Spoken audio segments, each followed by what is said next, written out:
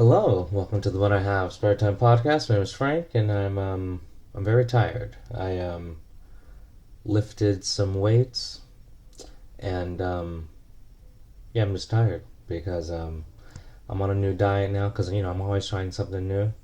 So now I eat I don't know, like whatever, like basically I eat once a week. Basically, sometimes it's sometimes it's longer, like maybe it's 12 days or 10 days, whatever. Anyway, I don't eat a lot. I exercise a lot.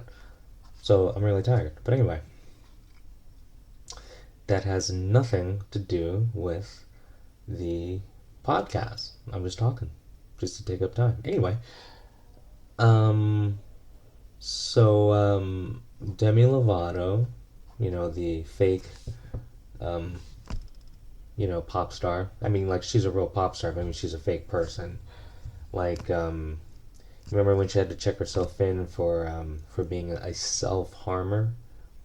Um, she never did that. She just wanted to be in the news, and so she checked herself in just because just it's just because if you're a victim, you get to be on Entertainment Tonight, just in entertainment shows. You get to have articles written about you. You get to be a role model to other people who had the problem, and you're brave for speaking up and trying to fix the problem. She's one of those people.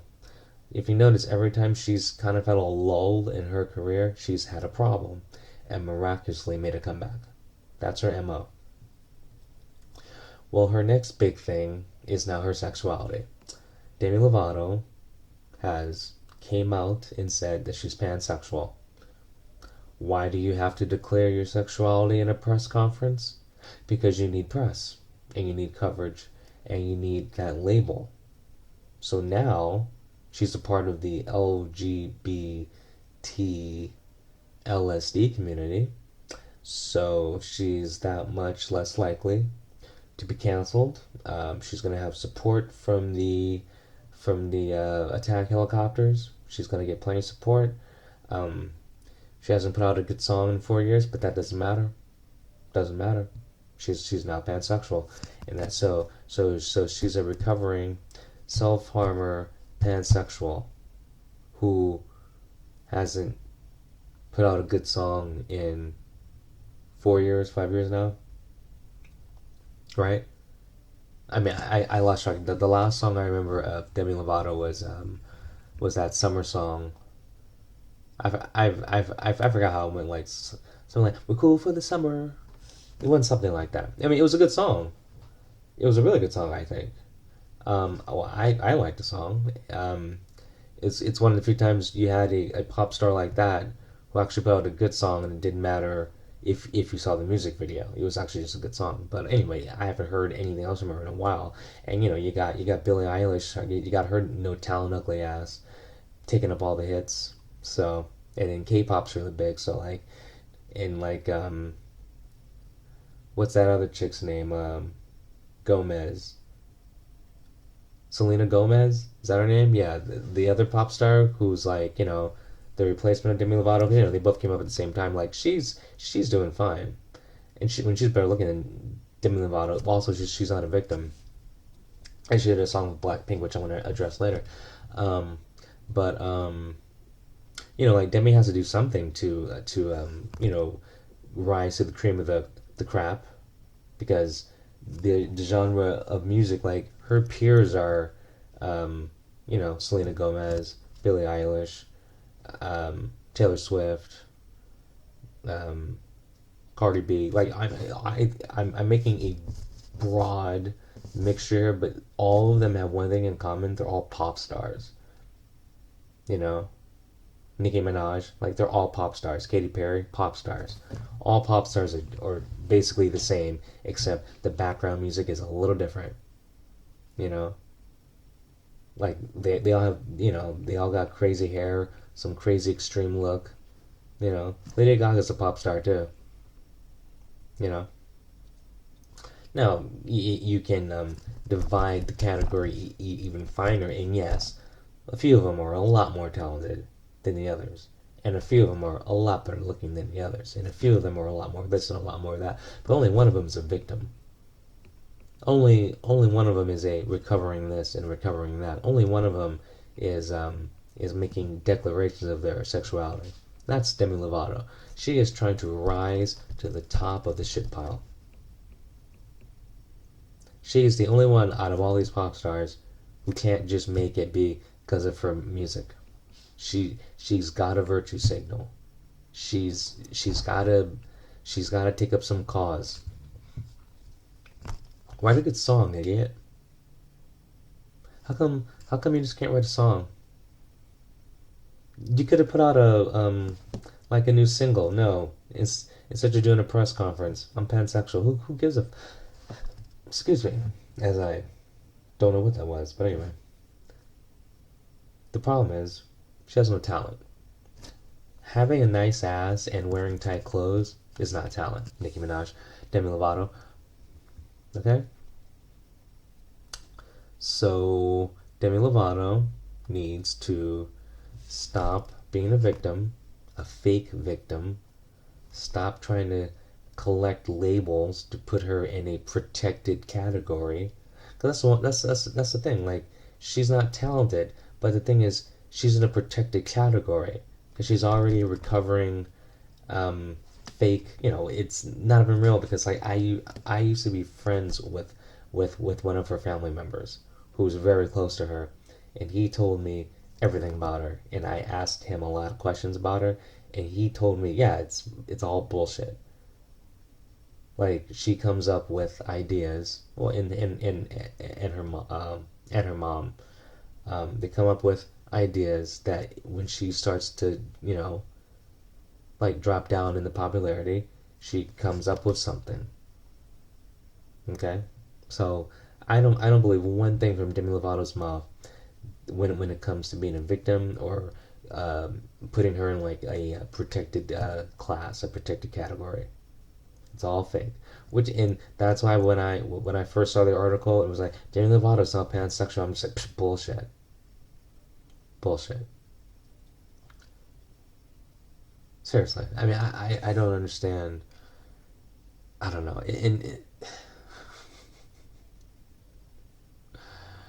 I mean, she's worth. Isn't she worth like roughly $20 million? Roughly. I mean, I'm just the last time I was following and friends with the family member, she was like worth that. But I'm sure it's a lot more now, so let me take that back.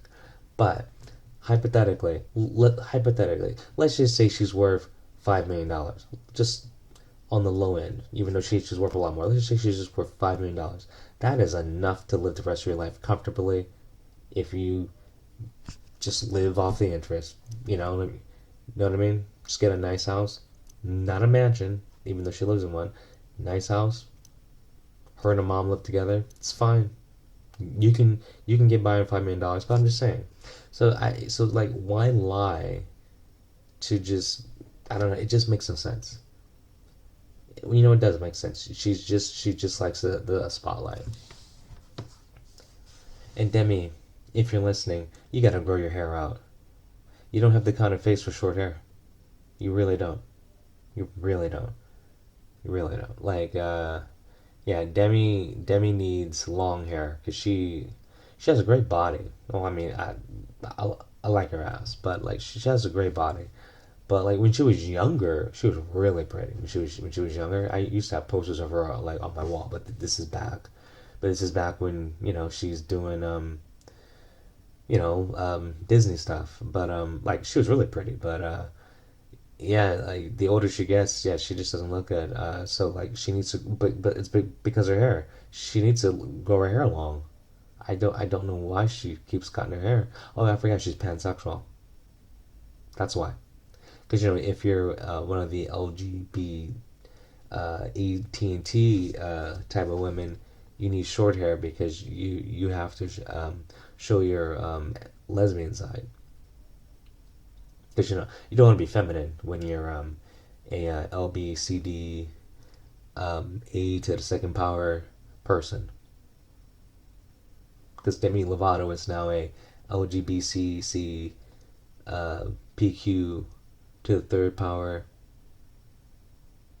hyphen colon 76 type person. She is now special. So you have no right to say anything bad about Demi Lovato because she is protected. She is in a category.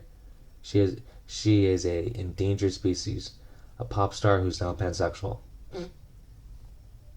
Anyway, I mentioned oh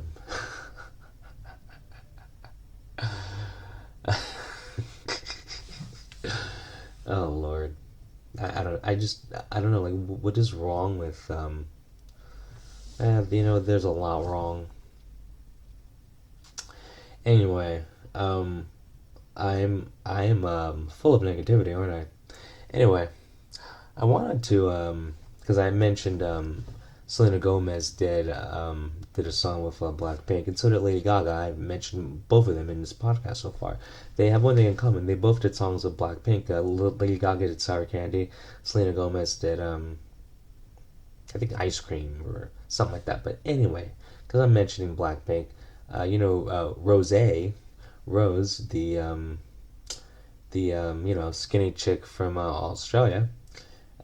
She put out a solo album recently, and her latest single, is called "On the Ground." And a lot of people on the internets are like trying to say, what is the secret meaning behind the lyrics? Well, let's talk about Rose's song "On the Ground." First of all, the song is in English, which is fine. I wish more K-pop idols would do songs in English, even though I am perfectly happy with the content they all provide. And a lot of them do put out a couple of English versions of a few of their songs. But because of this thing called Google, like if you watch a music video on YouTube, it'll automatically translate. So if you really need to know what the lyrics mean, you know what they mean. So like it's cool.